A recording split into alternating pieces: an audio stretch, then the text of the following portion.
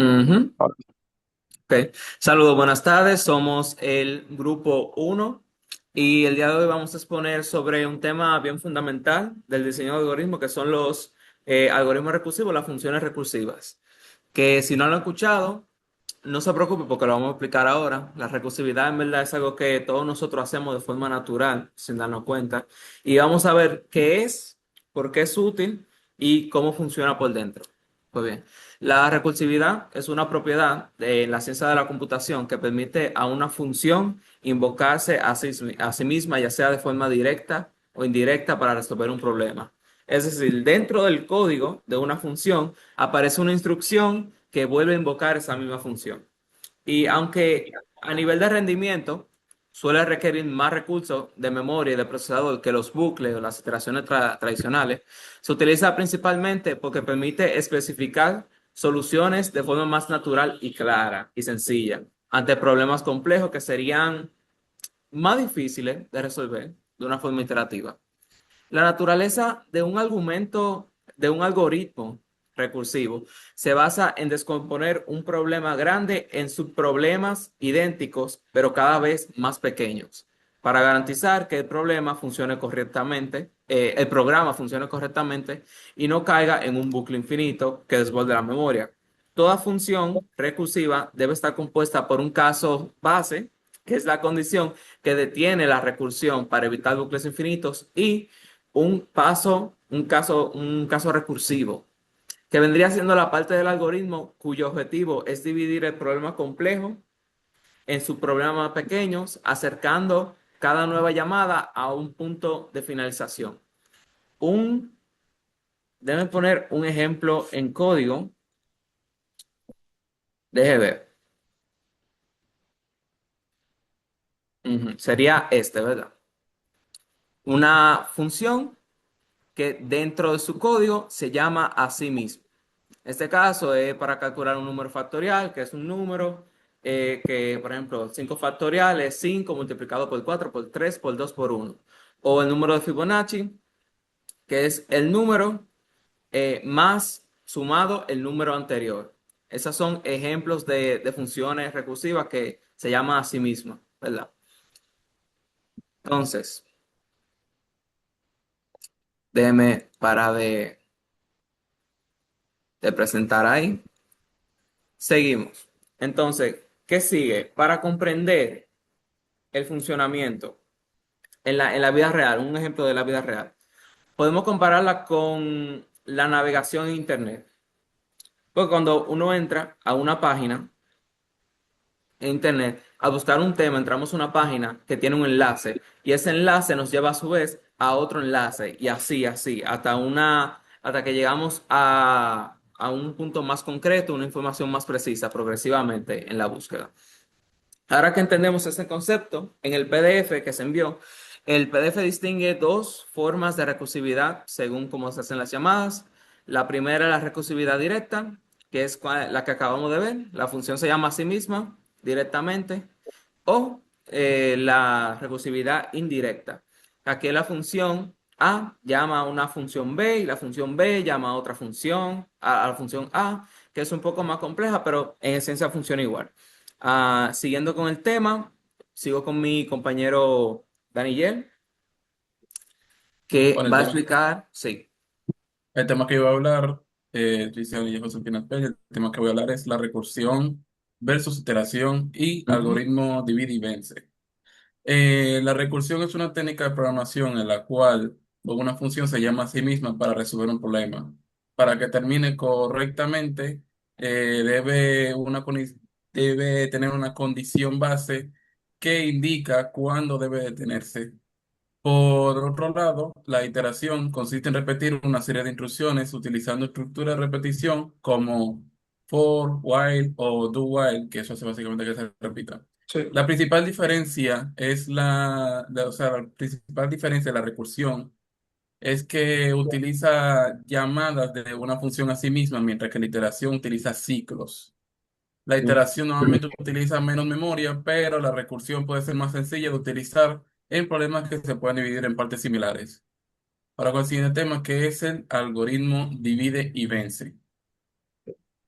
Los algoritmos divide y vence son una estrategia utilizada para resolver problemas grandes de manera sencilla o que básicamente para que el código sea más fácil.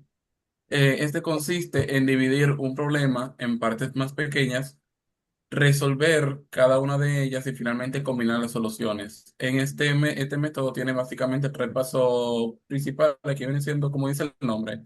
Está el primer paso que viene siendo dividir el problema original, que se separa en problemas más pequeños, o sea, básicamente sí como que tú dividieras el código, por así decirlo.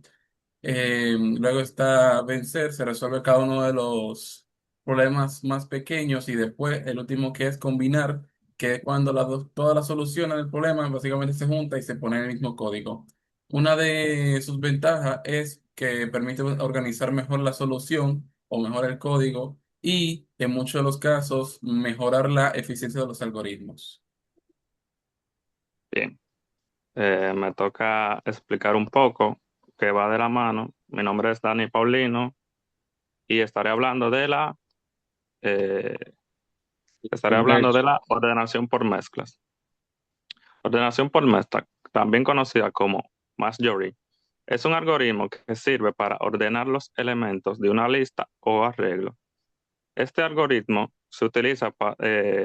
utiliza la táctica llamada divide y vencerá, que consiste, como ya mi compañero explicó, en dividir un problema grande en problemas más pequeños y esos problemas más pequeños llevándolo a dividir una siguiente vez, hasta terminar con el caso de tener un solo valor. En el caso de Marjorie, primero se divide la lista en dos partes. Luego cada parte de esas se vuelve a dividir hasta llegar a la lista con un solo valor.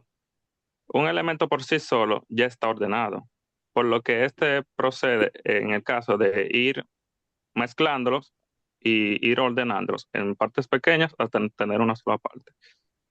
Después de que comience el proceso de mezcla, las partes que ya están ordenadas se van comparando y se van combinando, de menor a mayor.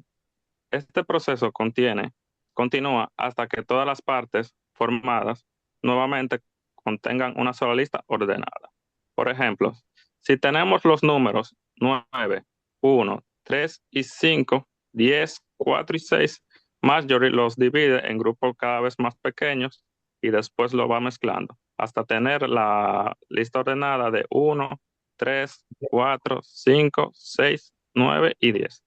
En resumen, el algoritmo por mezclas, como ya mi compañero detalló, toma un problema grande, lo va dividiendo en partes más pequeñas hasta que lleguemos a la base de un solo elemento, que por un solo elemento ya está ordenado por sí solo, y lo vamos mezclando con otras partes más pequeñas, y esas partes las vamos organizando para cuando vayamos mezclando vaya siendo de ordenado.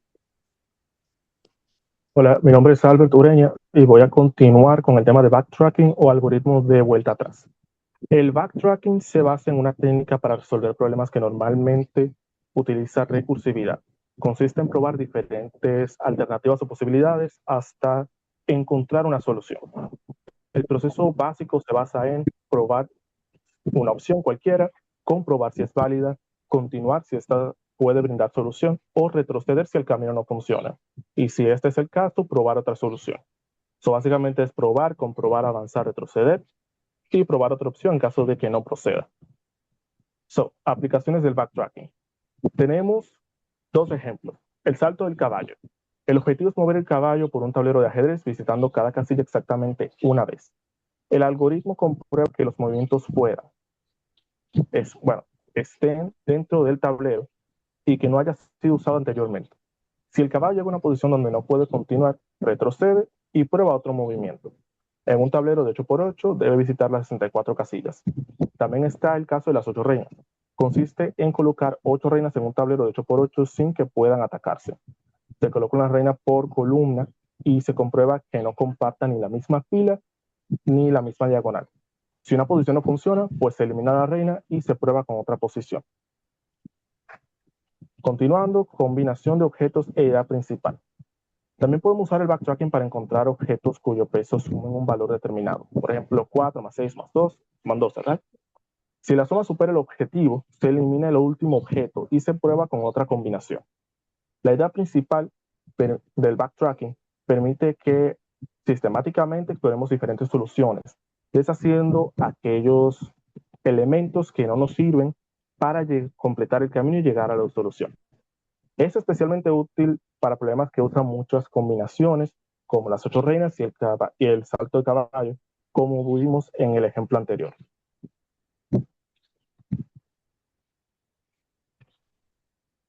Ujú. Perfecto, perfecto. ¿Me pueden escuchar bien? Sí, Giovanni. Ok, perfecto. Bueno, ya como mi compañero han hablado, este tema básicamente está socializado, todos los temas, o sea, todos los subtemas que hemos hablado, porque básicamente lo que estamos hablando es de optimizar cuando hacemos un trabajo. Ok. Y vamos a hablar un poco de lo que es la optimización. Mi tema es selección óptima, pero vamos a hablar un poco de lo que es la palabra optimizar. La palabra optimizar, como ya todos sabemos, es el acto de buscar la mejor manera posible utilizando los recursos menos posibles, por así decirlo. O sea, utilizando la menor cantidad de recursos posible para llegar a un determinado objetivo. Como podemos ver aquí, básicamente la selección óptima dice aquí que es una técnica utilizada para resolver problemas en lo que existen diferentes posibilidades de solución y se necesita encontrar la mejor alternativa de acuerdo con determinados criterios o condiciones. Básicamente, la selección óptima es que nosotros tenemos una cierta cantidad de opciones para hacer un determinado trabajo. Entonces, ¿qué se hace con eso? Básicamente lo que se hace es que se analiza cada una de las opciones que nosotros tenemos y de acuerdo, ¿verdad? Como vamos analizando las opciones, nosotros vamos buscando cuál es la que mejor nos va a funcionar y la que menor cantidad de trabajo nos va a proporcionar. No sé si me entiende, aquí hay un resumen o un ejemplo, mejor dicho, de una maleta. Aquí dice, por ejemplo, un ejemplo de una maleta. Dice que esta maleta se tiene que llenar, el objetivo es llenar la maleta, sí, que pueda, o sea, con la mayor cantidad de peso posible que ella pueda soportar. Se pueden utilizar objetos pequeños, ¿verdad? Podemos utilizar muchos objetos pequeños, pero de la forma mejor que podemos optimizar esto es utilizando la menor cantidad de objetos posible que tengan más peso. ¿Para qué? Para nosotros poder optimizar el trabajo. Entonces, como dice aquí en resumen, la selección óptima consiste en analizar diferentes posibilidades, comprobar cuáles cumplen las condiciones y seleccionar la que produzca el mejor resultado. Hasta aquí. Ujú. Ah, ok, perfecto. Pues bien, eso han sido los temas cubiertos ya por el grupo. Todos fueron básicamente sobre el diseño de algoritmos, la resolución de problemas y cuáles son las opciones que son más efectivas, más óptimas. Porque se habló del backtracking, de varias formas de recursividad, de cuál es mejor entre la iteración o la recursividad, pero todos temas que son esenciales para nosotros saber como ingenieros. Gracias por escuchar y esa ha sido la exposición.